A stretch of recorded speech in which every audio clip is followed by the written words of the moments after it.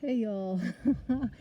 So I'd come out here to collect some more dandelions, both the flowers and the leaves, because I'm going to be putting a dandelion tea recipe together. And can you see what I'm looking at? Do you see this right here? That is a morel mushroom. Oh my goodness. I am so excited. That's the first one I'm seeing. So in the next day or two, if it doesn't get too cold, there potentially will be some more popping up over here, and I am so excited. I love these in the spring. They're only available in the spring, and it's like the most nourishing. It almost tastes like steak.